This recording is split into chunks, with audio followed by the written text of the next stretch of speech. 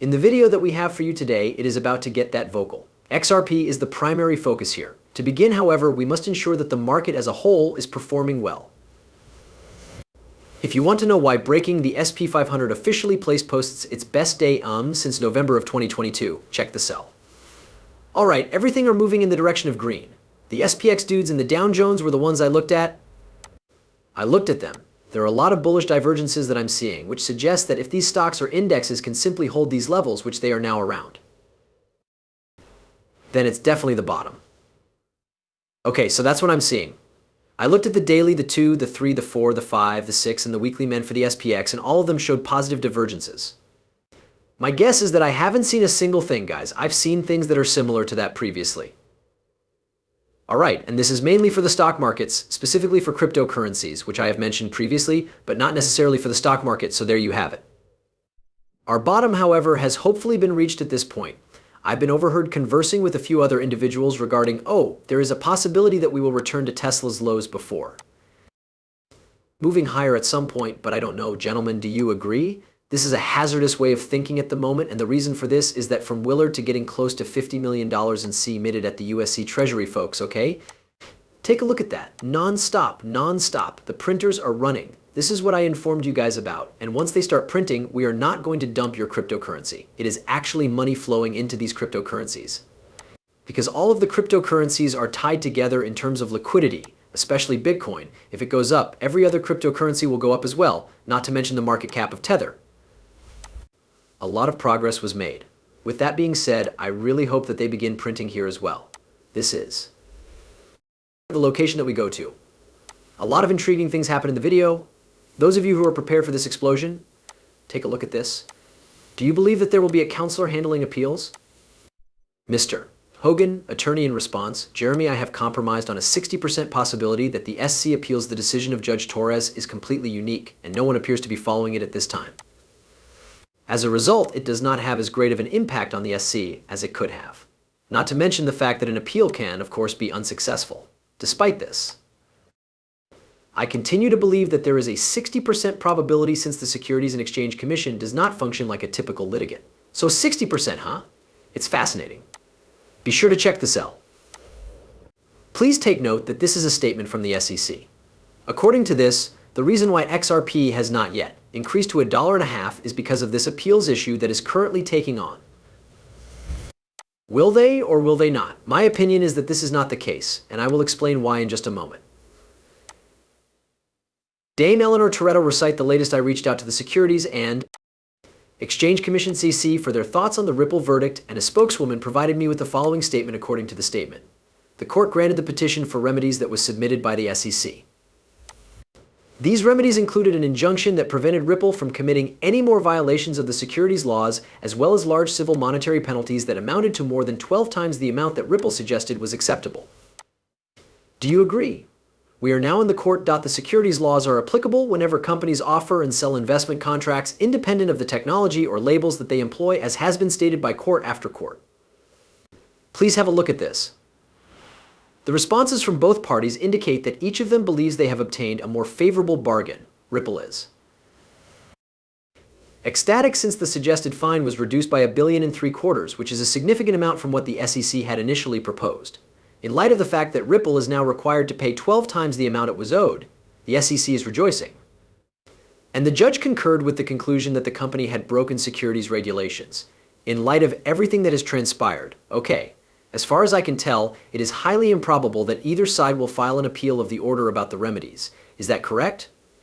I am completely blown away by this, people, considering that the final verdict has been reached. I believe that it is more possible that the Securities and Exchange Commission will file an appeal against the ruling that was issued on July 23rd.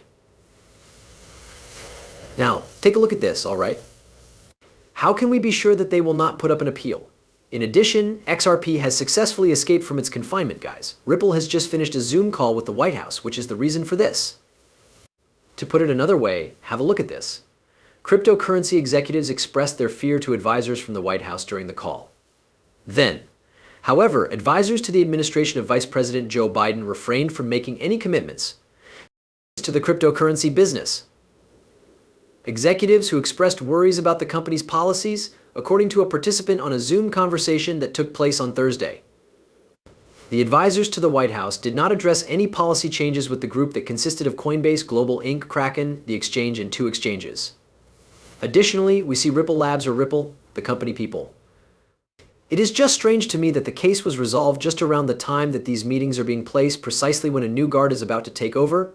In and of itself, a change of guards? Guys, my heart is pounding. Do you want to go? Do you agree? Officials in charge. There are representatives from each of these companies. Now, a debate that took place earlier in July was held. A request for response was made to a spokeswoman for the White House, but they did not immediately answer.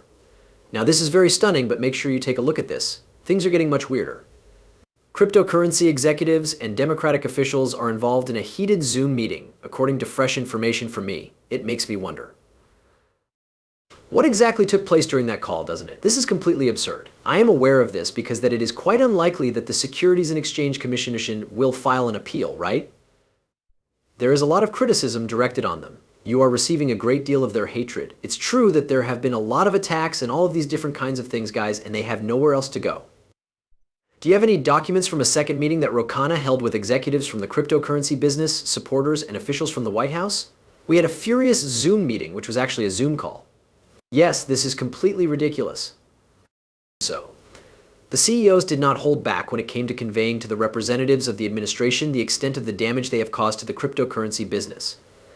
To think that there were no holdbacks, folks, is it correct? Whatever they were thinking at the moment, they expressed their thoughts and opinions. Likewise, with regard to the Democratic Party, with regard to their efforts against digital assets. I'm not sure. They were basically just yelled at, according to a person who attended the event but chose to remain anonymous to Fox Business. Wow, what exactly is going on, you guys? What is it? An example of this would be the assertive expression of frustration. With the administration's failure to fulfill any of the promises that it has made to the industrial intriguing, no immediate response was received from Conway, an early investor in Coinbase, in response to a request for comment. A more uncomfortable moment happened when Adeyemo informed the audience that banks and authorities were not actively attempting to cut the industry off from the larger financial system. A cryptocurrency executive responded by asking others who were participating on the call to raise their hands and identify the companies whose businesses have been denied banking services due to void house policy. 2 of the guests at the event stated that almost all of the representatives from the industry raised their hands. Oh my goodness, would.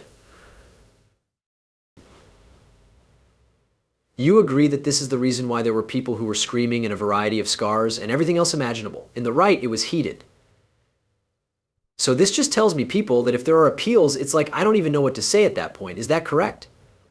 Someone other remarked that it's like a 60-period rate of them if they're good, if they're going to appeal or not. But in any case, have a look at this.